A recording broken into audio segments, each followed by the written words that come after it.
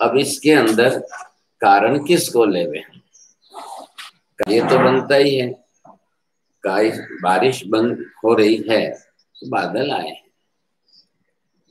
अब कार्य के पीछे कारण का होना, बालक का जन्म हुआ है, कार्य हुआ है, तो उसके पीछे कारण क्या लेना? एक नया जीव आया है, उस जीव ने अपना शरीर बना करके धरती पर आया, बस। अब जो जो कारण लो, तो यहाँ पर ये कहते हैं कि कारण के पीछे जो है ये कार्य बना, तो इसके अंदर द्रव्य, अब द्रव्य की वापिस शक्ति, अब ये द्रव्य की शक्ति जो है वो आकर के कार्य कारण के रूप में जो है प्रवृत्त हुई है। अब किसको हम लेवें? अब दूसरा एक पक्ष जो है आगे की गाथा में ये कहेंगे कि जो है वो गुण को कह रहे हैं। अब गुण और गुण की भी शक्ति वो मान करके बात कर, अब वो जो है इसको कारण बताएंगे, ये इसको कारण बताएंगे। अब जैसे घी बना, घी बनने के पीछे दूध द्रव्य को कारण लेना है कि घी बनने के पीछे दूधगत स्निग्धता गुण जो है वो कारण बना है? बात समझ में आई? तो घी बनता है, पट बनता है, घट बनता है। अब इसके पीछे मुख्य तो व्यवहार क्या हुआ? द्रव्य कारणीभूत। अब यहाँ पर जो है जिसकी बात हम करें, तो एक जने इसके उसको कहने वाले निश्चयवादी और दूसरे इसको कहने वाले व्यवहारवादी। व्यवहार में क्या आने वाला है? कार्य आने वाला है। कार्य को देखकर व्यवहार होगा और व्यवहार के लिए कार्य होगा। अब उसके लिए कारण में पीछे जाना पड़ेगा।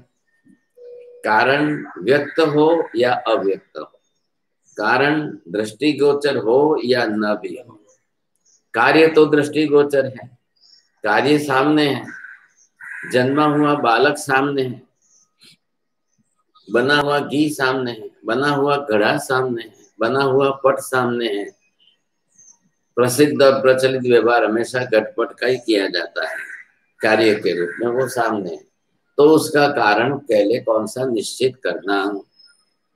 अब बात तो पदार्थ की है, द्रव्य गुण पर्याय की। अब द्रव्य शक्ति, शक्ति मतलब क्या? जिस द्रव्य से जो परिवर्तन हो करके कार्य बन रहा है, तो वो द्रव्यगत शक्ति है। अब द्रव्यगत शक्ति में दूध जो है वो कारणीभूत बना है घी में, दूध के पहले घास जो है वो कारणीभूत बनी है, या गाय कारणीभूत बनी है, या गाय द्रव्य है, तो उसके अंदर की स्निग्धता जो है वो गुण के रूप में ली। अब गुण के रूप में ली तो उसको कारण रूप मानना है। अब एक भी नक्की करो, कार्य एक हुआ तो कारण अनेक होंगे, या कारण अनेक हुए तो कार्य अनेक हुए तो कारण अनेक होंगे। दोनों तरफ पहले कोशिश करो समझने की। कार्य एक होगा, उसके पीछे कारण भी एक ही होगा कि कारण अनेक भी होंगे?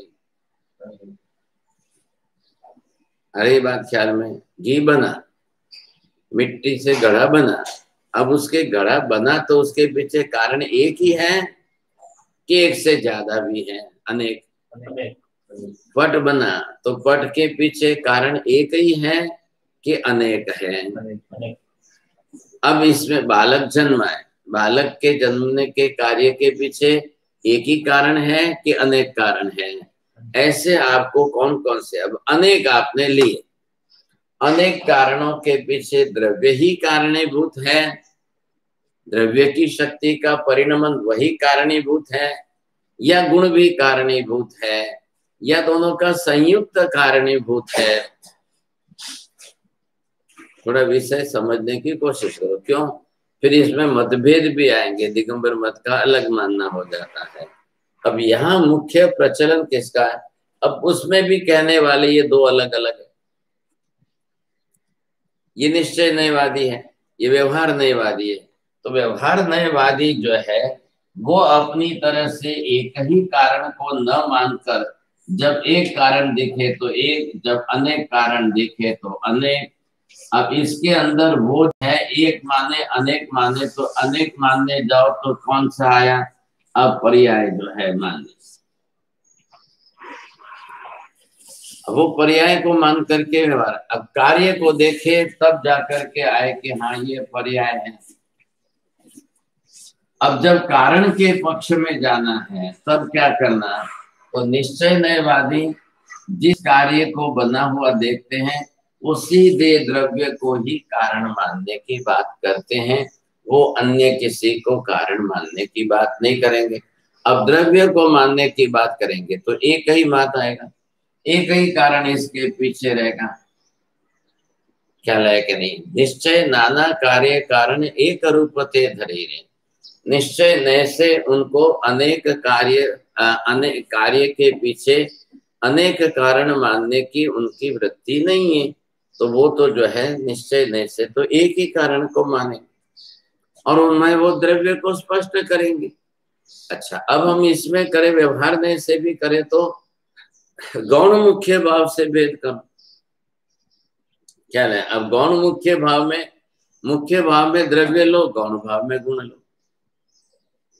गढ़ा बना है तो मिट्टी कारण है, द्रव्य प्रधान कारण लो, मुख्य कारण प्रधान कारण के रूप में मिट्टी।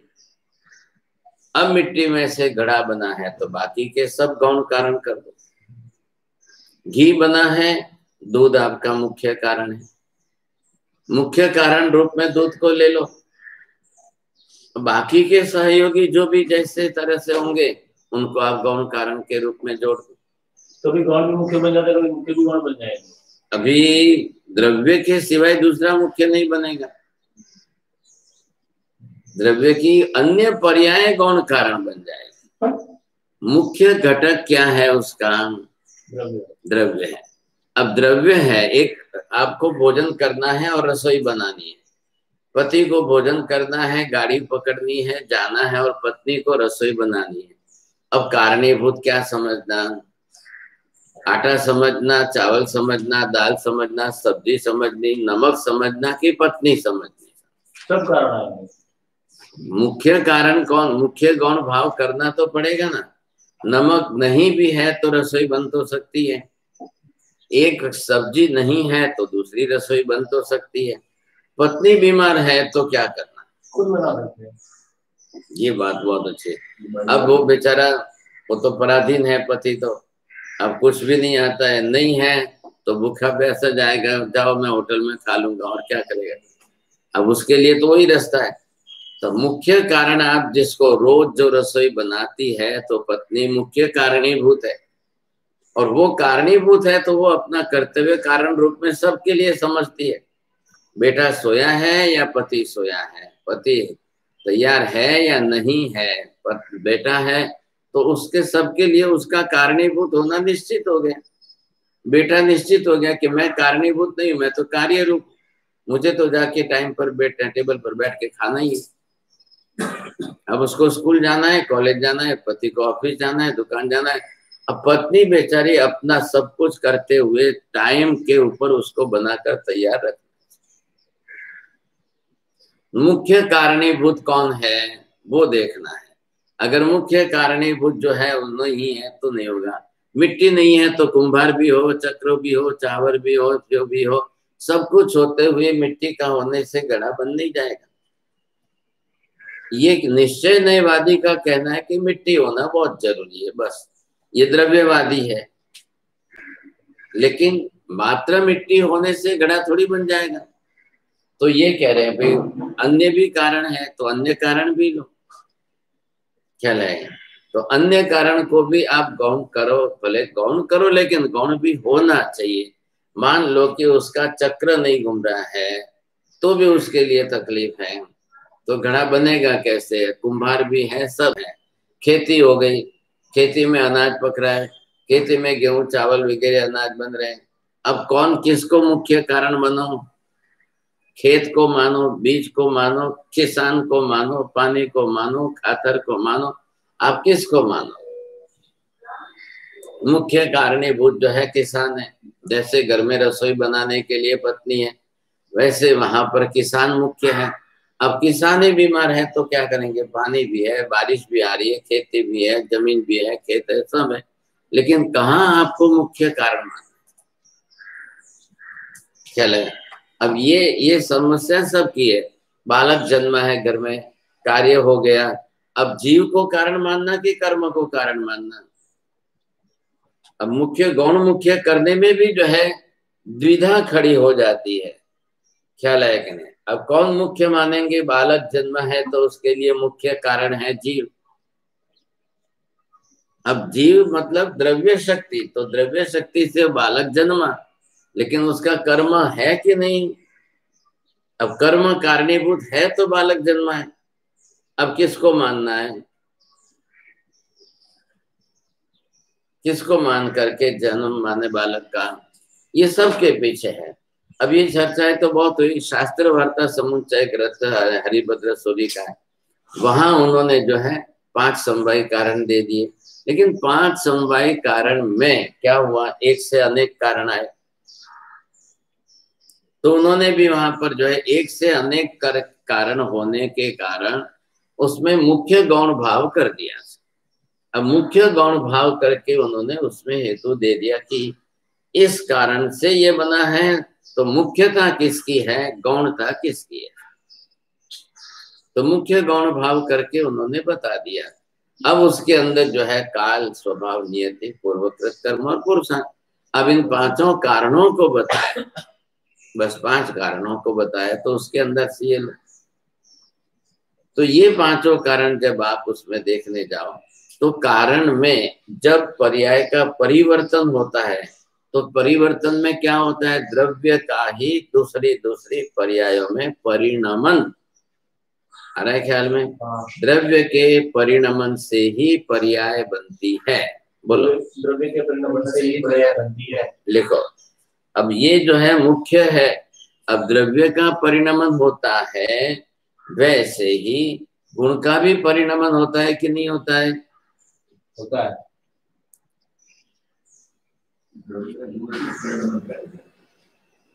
द्रव्यनु अब कार्य कारण भाव समझ करके चलना है आपको। जब जब द्रव्य का परिणमन होगा, तब तब गुण का भी परिणमन होगा कि नहीं होगा? होगा। मिट्टी से घड़ा बना, मिट्टी से घड़ा बना, तो उसका द्रव्य परिणमन हुआ कि गुण परिणमन हुआ? ख्याल में बालक का जन्म हुआ तो जीव पर्याय रूप में परिणमन हुआ। अब उसका कर्म, उसके गुण, वो भी पर्याय रूप में परिणमन होंगे। ये अब ये पूरे व्यवहार में आपको सर्वत्र सब जगह देखना है। अब जीव द्रव्य तो पूरे जीवन के लिए, आयुष्य भर के लिए जीव तो एक द्रव्य हो ही गया। जन्म से लेकर मृत्यु तक एक ही कारण है। अब घड़ा बन गया तो घड़ा मिट्टी का है, तो आपको घड़ा है वहां तक पूरे व्यवहार के अंदर मिट्टी मिट्टी मिट्टी मिट्टी मिट्टी आपको द्रव्य की अनुगत बुद्धि रखनी पड़ेगी। क्यों? ऊर्ध्वता सामान्य से अब ओग शक्ति और समुचित शक्ति दोनों ही हो गई पूरी। पूरी क्यों हुई? कार्य पूर्ण होने के कारण अब कारणीभूत जो है वो उसको प्राधान्यता नहीं दी जा रही है।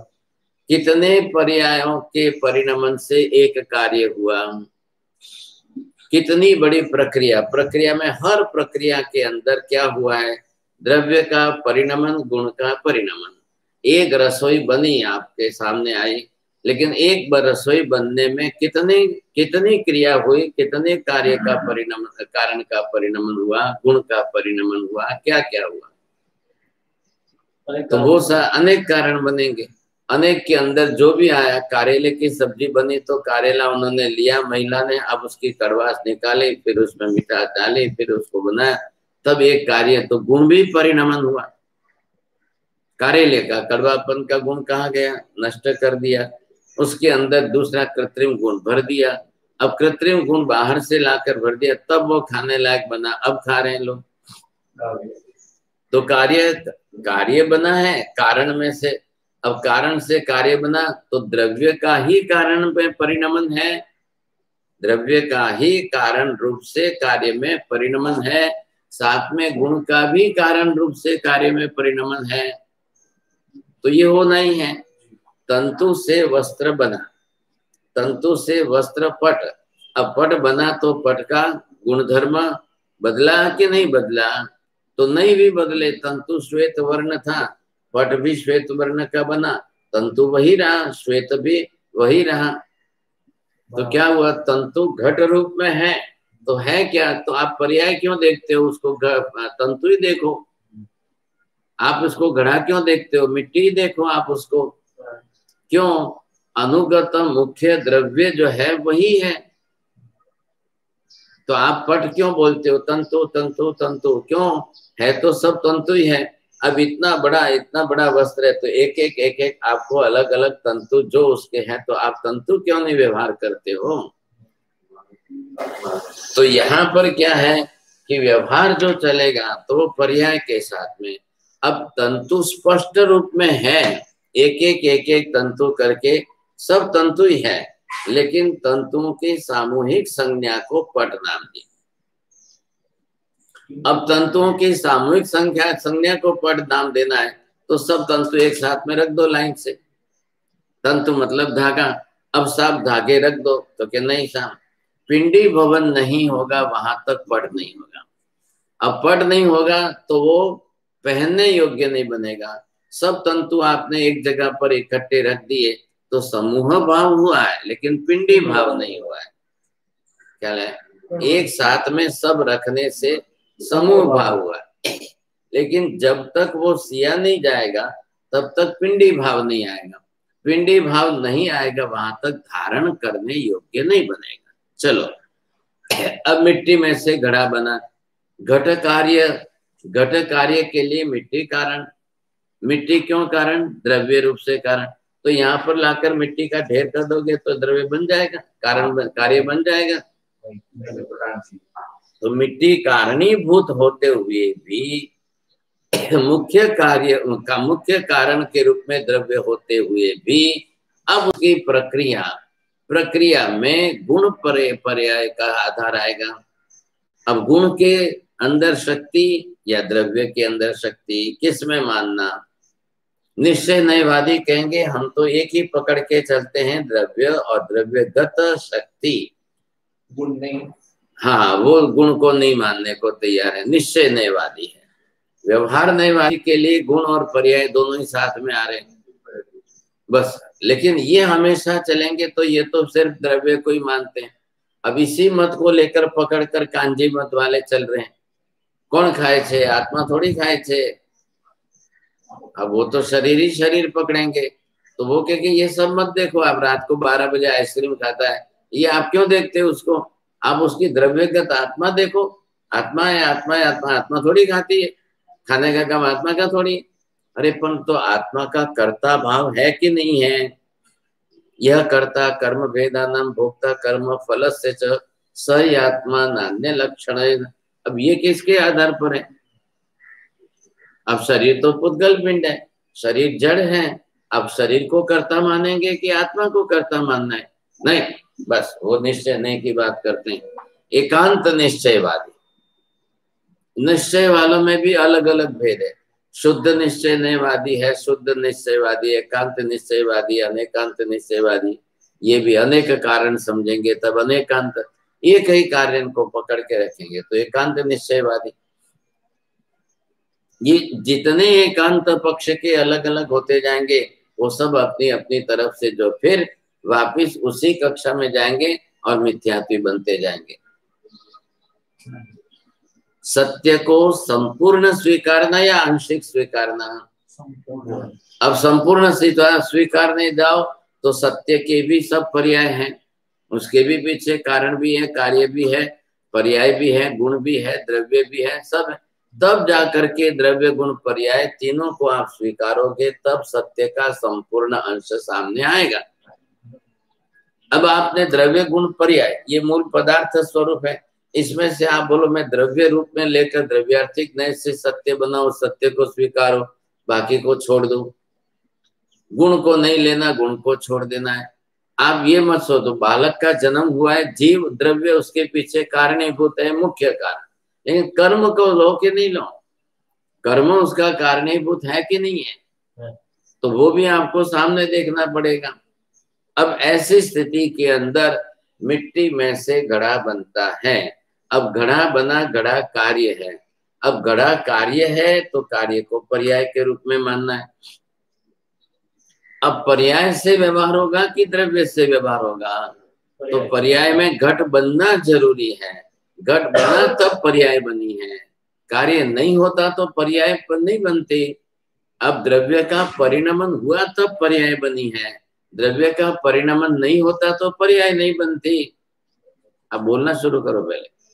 द्रव्य का परिणमन नहीं होता तो पर्याय नहीं बनती, और द्रव्य का परिणमन हुआ तो पर्याय बना, पर्याय बनी तो कार्य बना। ख्याल है? अब पर्याय बनी तो कार्य बना, तो पर्याय को आप किसके लेंगे? अब द्रव्य की भी पर्याय लेना, गुण के भी पर्याय लेना, बात ये चल रही है। अब यहाँ पर आप समझते जाओ, जो भी ये कार्य रूप बना, अब कार्य रूप बनाए तो ये कार्य पर्याय के रूप में आया। अब इसी को आप यहाँ पर लो, इधर देखो, थोड़ा सा मैं लिखने में यहाँ मैंने लिखा है कि ये पर्याय, अब पर्याय को कार्य रूप में माना, क्या फर्क पड़ा पहले और इसमें? क्या फर्क पड़ा? कार्य बनने के बाद पर्याय कहना कि पर्याय बनने के बाद कार्य कहना? कार्य बनने के बाद पर्याय कहना। हाँ, कार्य बन गया, अब कार्य बनने के बाद पर्याय कहो, और पर्याय बन गए उसके बाद कार्य कहो। पर्याय बनने के बाद कार्य, दोनों पक्ष है कि नहीं आपके सामने? अभी पहले क्या लिखा था? यहाँ पर मैंने कार्य लिखा था और ये पर्याय लिखा। अब एक पक्ष ये है और एक ये है। अब बोलो इसके अंदर, दो के अंदर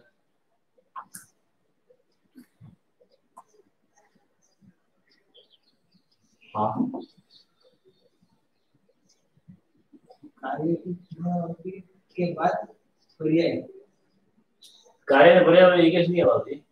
हाँ, अब कार्य को ही पर्याय माने या पर्याय को ही कार्य माने, तो दोनों में से बनने की क्रिया का क्रम देखिए आप, ख्याल है कि नहीं? अब द्रव्य का परिणमन और सामने गुण का परिणमन। अब इसमें से आकर के पर्याय, द्रव्य ने आकर के पर्याय, द्रव्य के परिणमन से, द्रव्य का परिणमन शक्ति रूप से, शक्ति रूप में द्रव्य का परिणमन हो करके जो पर्याय बन गई, अब उसको कार्य बोलो। अब घट बन गया, ख्याल है? अब उसको घट नाम संज्ञा दी। जब तक घट आकृति तैयार नहीं होती वहां तक जो है वो द्रव्य रूप में मिट्टी था।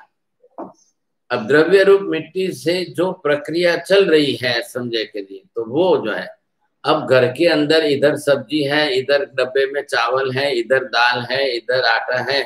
अब घटक द्रव्य तो है, तो फिर द्रव्य है तो पर्याय क्यों नहीं बन गई? द्रव्य है तो कार्य रसोई क्यों नहीं बन गया? परिणमन नहीं हुआ। परिणमन द्रव्य का, द्रव्य की शक्ति का उस प्रक्रिया से परिणमन। प्रक्रिया मतलब एक के बाद दूसरी पर्याय, दूसरी के बाद तीसरी पर्याय। आटा लेकर के उसको परात में डालकर, पानी डालकर बनाकर, गोल गोल गोल बना करके फिर उसको ऐसे ऐसे करेंगे तब जाकर के रोटी बनेगी। द्रव्य होते हुए द्रव्य का पर्याय परिणमन। तो जितना परिणमन बना उसको पर्याय कहना या द्रव्यगत शक्ति कहना। आटा लिया, आटा लेकर के उसको परात में पानी में डालकर बनाया, फिर गोल गोल बनाया, फिर उससे ऐसे ऐसे गया, तो ये सब क्या हुई? ये सब द्रव्य का शक्ति रूप परिणमन। अब इसको एक एक एक एक पर्याय गिनते जाओगे तो कार्य नहीं होगा। आटा परात में लिया, इससे कार्य हो गया क्या? नहीं। अब पानी डाल दिया, इससे कार्य हो गया क्या? नहीं। अभी वो गोल गोल बनाए उससे कार्य हो गया क्या? नहीं। अभी ऐसे ऐसे कर दिया उससे कार्य हो गया क्या? नहीं। अब एक भी प्रक्रिया रुक जाए, गैस नहीं है, चलो अब आग ही नहीं है, अग्नि नहीं है, तो उन्होंने लास्ट में आकर ऐसे ऐसे करके रोटी गोल तो बना दी। अब उसको भी क्या कहेंगे? संज्ञा तो रोटी बनी। हाँ, तो अभी कार्य, अंतिम कार्य, अब अंतिम कार्य, कार्य की पूर्णता एक, अब वो जितने कारण उसके पीछे आए, जितने कारण आए, अब पति ने टेबल पर बैठे हुए पूछा रोटी थई गई, तो अब वो भी क्या बोले, जवाब क्या दे? अब किस भाषा में जवाब देना? कच्ची रोटी होगी। अब उसको कच्ची पक्की से मतलब है कि नहीं? वो तो क्या बोलता है, भाई रसोई थई गई। अब जवाब क्या देना? अब सब कुछ करने के बाद भी आग नहीं है, अब क्या करना साहब? हवे इधर पति को टाइम हो रहा है, इधर वो भी टेबल पर तैयार होकर के बैठे हैं, और इधर कच्ची रोटी भी बन चुकी है। अब पत्नी बेचारी चिंताग्रस्त हो गई। अब जाए पड़ोसी धर्म अपनाए, बीजाना घरे जने गैस लावे थोड़ी बार, तो पति के उभी रहे तो रेवा दे, हूँ एम नेम जाऊँ। द्रव्य होने के बावजूद भी, क्योंकि आप कार्य के पीछे का निश्चय नयवादी, कार्य के पीछे कारण का ही होना अनिवार्य मानते हैं।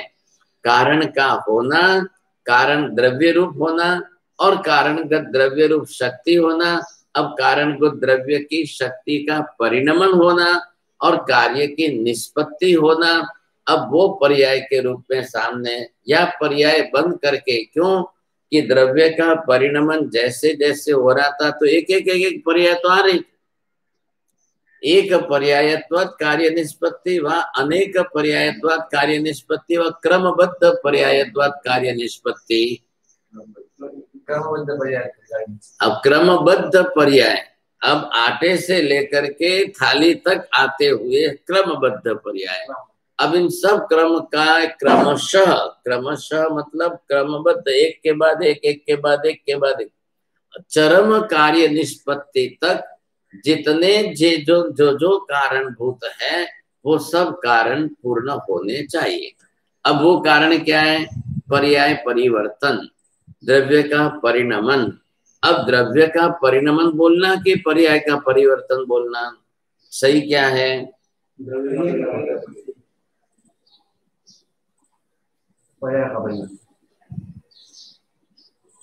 अब द्रव्य का परिणमन होगा, कार्य कारण भाव समझ के बोलना है। आप ये ध्यान रखना, इसके पीछे मुख्य हेतु है कार्य कारण भाव मत छोड़ना। व्यवहार भाषा बोलते समय व्यवहार भाषा के अंदर भी कार्य कारण का परिणमन जो है और पर्याय का परिवर्तन। अब कारण क्या बनेगा? द्रव्य का परिणमन होगा तो पर्याय होगी, कि पर्याय होगी तो द्रव्य का परिणमन होगा? परस्पर कार्य कारण भाव, द्रव्य का परिणमन होगा तो कार्य होगा, द्रव्य का परिणमन होगा तो पर्याय परिवर्तन होगा, पर्याय परिवर्तन होगा तो कार्य होगा।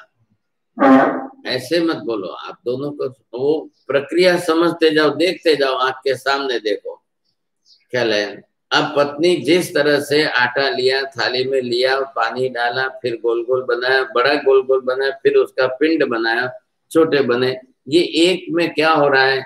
द्रव्य का परिणमन होता जा रहा है। द्रव्य परिणमन अभावे पर्याय निष्पत्ति अभाव। अगर द्रव्य का, द्रव्य की शक्ति का परिणमन नहीं होगा तो उस प्रकार के आगे की पर्याय नहीं बनेगी। पर्याय नहीं बनेगी तो कार्य नहीं बनेगा। अब पर्याय बनेगी तब जा करके कार्य बनेगा। तब पत्नी बोलेगी हाँ रसोई थई गई। चले, अब पति पूछ रहे भाई पहला थई गयो, पहला जमवा बेसू के पहला पछी हूँ बूट बूट पहरी लो, बैग तैयार करी, कपड़ा पहरीने रेडी थई जाऊं?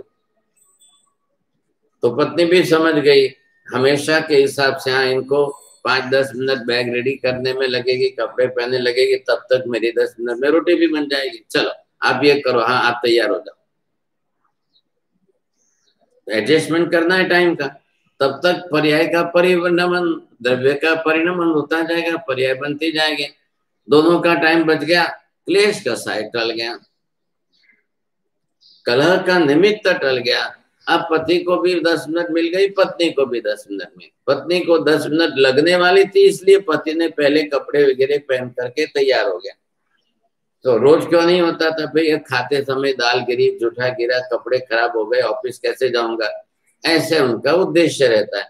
तो वो अपने द्रव्य के परिणमन, अब द्रव्य के जितने परिणमन होंगे उतनी पर्याय का परिवर्तन होगा, जितनी पर्याय बनेंगे उतने कारण बनेंगे, उतने कारण बनेंगे एक के बाद एक। तो कितने हुए, अनेक कारण, अनेक कारण से कार्य निष्पत्ति हुई। ये मानने वाला कौन आया, व्यवहार न्यायवादी है। तो व्यवहार न्याय में उसको अनेक कारण, अनेक कारणों में क्रमबद्ध पर्याय होना चाहिए, वो क्रमबद्धता अनिवार्य है। अब पत्नी उसमें फोन से दूसरों को बात करे तो वो कारण कुछ गिना जाएगा कि नहीं? नहीं, क्यों नहीं गिना जाएगा? वो उस कार्य की निष्पत्ति का अनिवार्य कारण नहीं है, ख्याल है कि? तो क्रमबद्धता आने के अंदर क्या हुआ, क्रमबद्धता द्रव्य की है कि पर्याय की है? द्रव्य की, पर्याय, क्रमबद्ध पर्याय। हाँ, तो आप उधर का शब्द मेमोरी में से लेके मत बोलो। क्रमबद्धता जो है वो किसकी है? पर्याय। क्रमबद्ध बनेगा वो पर्याय, क्रमबद्ध बनाएगा वो द्रव्य कारणी। अरे ख्याल में, क्रमबद्ध जो बन गया वो क्रमबद्ध बना है, वो पर्याय बना है। लेकिन अनुगत शक्ति किसकी है? द्रव्य की है। अब द्रव्यगत अनुगत शक्ति से परिणमन होते होते एक एक पर्याय बनती गई, तब आप एक एक पर्याय को एक एक कार्य की संज्ञा देंगे। आटो पिंड भाव में आट बनी गए छे, अब आटा बन गया है, अब उसके बाद उसका पिंड भाव होने से छोटे छोटे गोल बनी गए। अब आप एक एक सेकंड का उसको एक एक पर्याय के नाम से कार्य बोलो, तो आटे से रोटी बनने तक की पर्याय इतनी है, मिट्टी से घड़ा बनने तक की पर्याय इतनी से, तंतु से वस्त्र बनने तक की पर्याय इतनी है। अब जितनी पर्याय क्रमबद्धता उसमें आई, और कौन सी क्रमबद्धि का? जो कार्य को निष्पन्न करे उसी कारण की पर्याय निष्पत्ति चाहिए। अब बीच में अनंतर कारण या अन्य कारण बीच में नहीं आने चाहिए। अब पत्नी टेलीफोन पर बात करती रहे तो पति कलह करेगा, तू बात करे छे कि रोटली बनावे छे? अब क्या करना? अब पति ये कहे कि ना पर फोन आवी गयो तो शू करूं? आवी गयो एम नहीं, तारे जे क्रमबद्धता छे एमा विक्षेप ना कर, ख्याल है? अब मिट्टी है, मिट्टी लाई तो मिट्टी की प्रक्रिया तो करनी पड़ेगी, द्रव्य तो मिट्टी है घड़ा बनने में। अब मिट्टी को लेकर के वो छानेगा, फिर भिगोएगा, फिर उसको पिंडीभूत करेगा, तब तो चाक के ऊपर आएगी। अब चाक के ऊपर आ गई तो चाक घुमाना पड़ेगा, अब घुमाने के लिए दंड आएगा। अब चाक चीवर दंड सा गति, गति भी उसकी कारणीभूत है कि नहीं? ये घटक साधन है। अब उसके लिए अन्य क्रिया, पत्नी सब कुछ कर रही है, लेकिन अग्नि तो गैस से आएगी। अब गैस नहीं है तो क्या करना? मुख्य द्रव्य का अभाव हो जाए, ख्याल है? मुख्य द्रव्य का अभाव हो जाए तो कार्य रुक जाएगा, ख्याल है? क्रमबद्ध परिणमन इसलिए कहा कि द्रव्य की अनुगत शक्ति अनिवार्य है। तो अनुगत शक्ति जो होगी, अब इसमें बैठा हूं ओघ और समुचित, ओघ और समुचित किसमें? क्रमबद्ध में। द्रव्य से जो प्रथम पर्याय, दूसरी पर्याय, तीसरी पर्याय, चौथी पर्याय, पांचवी पर्याय, अब पांचवी पर्याय के बाद रोटी बनेगी, तो वहां तक आपको अनुगत शक्ति जो रही वो एक की, दूसरे में ओघ शक्ति रहेगी। अब लास्ट पर्याय जब बनेगी उसके लिए जितने बीच में आएंगे वो सब अनिवार्य होंगे। अब अग्नि भी अनिवार्य। अब ये नहीं हो सकता है कि रोटी बनावे छे तो मैं आटो ने पानी जुए कि પછી अग्नि जुए। अरे भाई साहब, वो पर पदार्थ है तो भी चाहिए और स्व पदार्थ है तो भी चाहिए। स्व पदार्थ की भी कारणभूतता उसमें से टल नहीं सकती है, पर संयोगिक कारणता है तो वो भी नहीं छोड़ सकते हैं। पर पदार्थ पानी है, पर पदार्थ अग्नि है, पर पदार्थ वो बनाने का है, गोल गोल करने का है, ये सब उसके पीछे पर पदार्थ है। तो पर है तो पर का भी सहयोग है, लेकिन परिणमन किसका है? स्वद्रव्य का परिणमन। ख्याल है? जो पर्याय बन रही है उसके लिए स्वद्रव्य का परिणमन। मिट्टी का परिणमन घड़ा बनेगा, आटे का परिणमन रोटी बनेगा, तंतु का परिणमन पट बनेगा। स्वद्रव्य का परिणमन, तो वो ओग शक्ति किसमें है? स्वद्रव्य में। पर द्रव्य निमित्तक सहयोगी। अब स्वद्रव्य की ओग शक्ति होते हुए भी पर द्रव्य का सहयोगीकरण, वो ओग शक्ति उसमें नहीं है। अभी आप बात स्पष्ट हो रही है। पर द्रव्य कौन है? अग्नि है, पानी है। पर द्रव्य होते हुए भी उनका परिणमन उसमें नहीं है, लेकिन उसका उपयोग सहकारिता अनिवार्य है। सहकारिता अनिवार्य है, नहीं तो नहीं बनेगा। अब दूध है, दूध में से घी बनना है, तो वहां पर भी दूध में से घी बनने की प्रक्रिया में स्वद्रव्य का परिणमन दूध का परिणमन है। सहकारी का परिवर्णमन कौन है? सहकारी द्रव्य कौन है? वो भी तो साथ में इतना ही महत्वभूत है। आप दूध में से दही नहीं बनाओ तो क्या होगा? दही नहीं बनेगा। छाछ नहीं बनेगी तो क्या होगा? छाछ नहीं बनी तो उसको मंथन करने के लिए, संबिलौना करने के लिए जो साधन चाहिए, वो भी उपकरण उसका कारणीभूत निमित्त है, उसके बिना भी रुक जाएगा। स्वद्रव्य नहीं होते हुए भी पर द्रव्य गत निमित्त का कारणीभूत सहयोग होना अनिवार्य। अब बच्चा जन्म लिया है, तो बच्चा जन्मा है तो उसके पीछे कौन कारणीभूत है? बच्चे के जन्म के लिए कारणीभूत, मुख्य कारणीभूत निश्चय नहीं कि वह से द्रव्य कारणीभूत, द्रव्य में जीव कारणीभूत। अब जीव कारणीभूत है द्रव्य के रूप में। माँ नहीं होगी तो कैसे होगा? माँ बाप नहीं होंगे तो बालक का जन्म नहीं होगा। अब उसके पीछे चलो भाई, द्रव्य भी है, माँ बाप भी है, अब उसका कर्म भी है कि नहीं है? वो सारी प्रक्रिया उसके साथ जुड़ेगी। हर वस्तु के कार्य निष्पत्ति के अंदर ये देखना है। तो अब क्या करना है? पर्याय को कार्य कहना है कि कार्य को पर्याय कहना है? अब इसमें कार्य कारण भाव क्या है? पर्याय का परिणमन, ये द्रव्य का परिणमन है तो पर्याय का परिवर्तन हुआ। अब द्रव्य से जो पर्याय का परिणमन हो गया, अब हो गया तो उसके पीछे कौन है? अब द्रव्य मुख्य कारणीभूत है, वो पर्याय का परिणमन बन गया। अब वो बन तो गया, समझे कि नहीं, लेकिन बिना कार्य के कारण के नहीं बनता। उसमें स्वद्रव्य का परिणमन ओग शक्ति से, लेकिन उसी में साथ में उसी समय जो है पर द्रव्य सहयोगी कारण निमित्त है। उसकी गणना उसमें नहीं होती है, लेकिन उसके बिना भी कार्य नहीं होता। यहाँ बालक के जन्म में पर द्रव्य कारणीभूत कौन है? कर्म। ख्याल है कि नहीं? पर द्रव्य कारणीभूत कौन है? माता पिता है। तो माता पिता के बिना भी बालक का जन्म नहीं होगा, तो वो भी अनिवार्य कारण हो गए। तो ये कारण के अंदर तो मुख्य पहली बात है। अब ओग शक्ति किसमें बैठानी? स्वद्रव्य परिणमन में ओग शक्ति बैठानी कि पर द्रव्य के सहयोगी कारण में भी ओग शक्ति बैठानी? स्वद्रव्य के परिणमन में ओग शक्ति है, पर द्रव्य के सहयोग में ओग शक्ति नहीं है, सहयोगी शक्ति है। बोलो। परद्रव्य के परिणमन में ओग शक्ति नहीं है। परिणमन किसके साथ लेना है?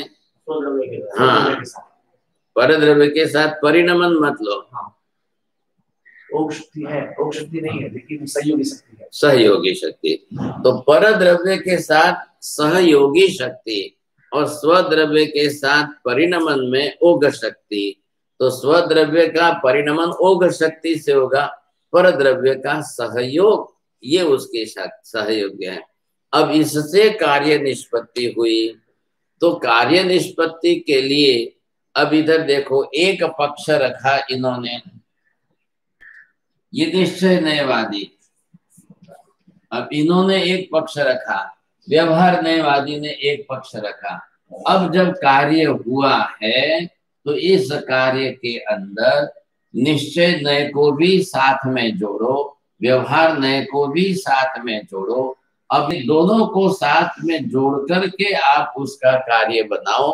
आप एक का ही कारण मत पकड़ो। चला, तो यहाँ पर आपको क्या देखना है कि निश्चय न्याय से द्रव्य का व्यवहार लो और व्यवहार न्याय से उसके गुण और पर्याय का परिणमन लो। निश्चय न्याय से द्रव्य की ओग शक्ति का परिणमन लो, व्यवहार न्याय से सहयोगी निमित्तों का भी आप सहयोग लो। अब क्या होगा, निश्चय और व्यवहार दोनों साथ में जोड़ करके कार्य का व्यवहार करो, ये ज्यादा उचित रहेगा। एकांत निश्चय न्याय से व्यवहार नहीं करना है, एकांत व्यवहार न्याय से भी आपको भाषा प्रयोग नहीं करना है। अब एकांत निश्चय न्याय और एकांत व्यवहार न्याय। अब जब पति को भोजन करना है, पत्नी को रसोई बनानी है, अब किसका आप व्यवहार करोगे? बात निश्चय न्याय से व्यवहार करोगे कि व्यवहार न्याय से व्यवहार करोगे? घड़ा बनाना है, मिट्टी घर में है, अब कुंभकार को भी तो कारणभूत बनाना पड़ेगा। तो कुंभकार जो है वो परिणमन रूप ओग शक्ति वाला कारण है कि पर सहयोगी कारण है?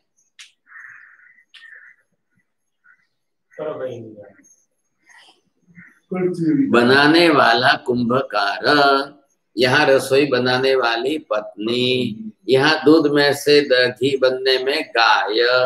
अब ये सब कौन? ये पर सहयोगी है, तो पर सहयोगी कारण की भी प्राधान्यता है कि नहीं? द्रव्य में ओग शक्ति पड़ी हुई होते हुए द्रव्य का पर्याय में कार्य में परिणमन, तो वो ओग शक्ति है तो परिणमन होगा, ओग शक्ति नहीं है तो परिणमन नहीं होगा। जैसे उदाहरण के लिए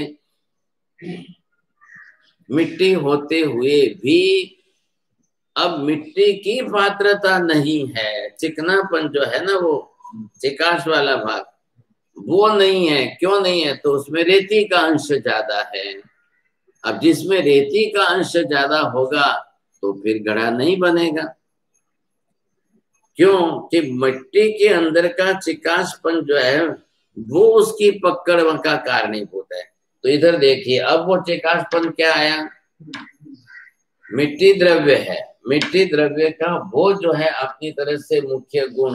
अब गुण की न्यूनता के कारण द्रव्य सत्वे भी कार्याभाव है। चिकासपने का गुण अगर सही ढंग से नहीं हुआ तो द्रव्य रूप मिट्टी होते हुए भी वो नहीं कार्य नहीं बनेगा। क्या है? पुरुष होते हुए भी ज्ञानावर्णीय कर्म भारी है और उसके कारण वह व्यक्ति विद्वान नहीं बन सकता। अब पुरुष होते हुए भी बौद्धिक क्षमता उसकी बहुत अच्छी है। अब बौद्धिक क्षमता बहुत अच्छी है तो उसमें पर सहयोगी कौन हुआ? पढ़ाने वाला पंडित शिक्षक भी अनिवार्य हुआ, तब उसकी बौद्धिक क्षमता का परिणमन हुआ, तब वो विद्वान बना।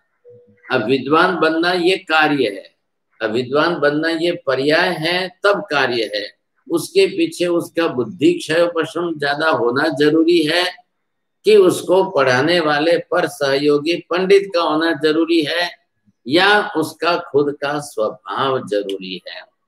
अब बुद्धि होते हुए भी अगर उसका स्वभाव पढ़ने का नहीं है तो क्या करोगे?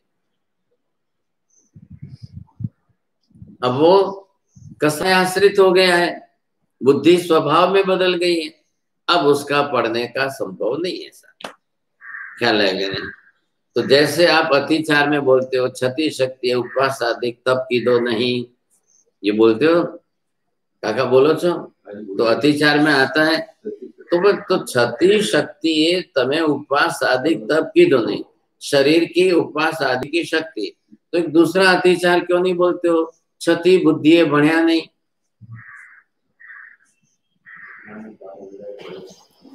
कालबेला वो कालबेला की बात है। ज्ञान के अंदर ये क्यों नहीं बोल रहे छठी बुद्धि है बढ़िया नहीं, तो वो उसकी बुद्धि की क्षमता है, लेकिन उसने बुद्धि को मात्र कसाय में ही उपयोग किया। अब पूरा जीवन आपने उसका देखने जाओ तो बुद्धि का उपयोग नहीं मिलेगा, कसाय का उपयोग ज्यादा मिलेगा। अब बुद्धि है लेकिन दिशा बदल गई तो वो विद्वान नहीं बना, वो कलह कृति वाला ही एक्सपर्ट हुआ। उसको बोलो 1 सेकंड में लास्ट कक्षा का कसाय करना है तो कर लेगा, लेकिन उसको बोलो कि भाई 1 सेकंड में आप पूरा श्लोक का अर्थ खोल दो पढ़ लो, ये माराથી नहीं था। आपનું काम तड़ ने पढ़ करवानो छे बस में।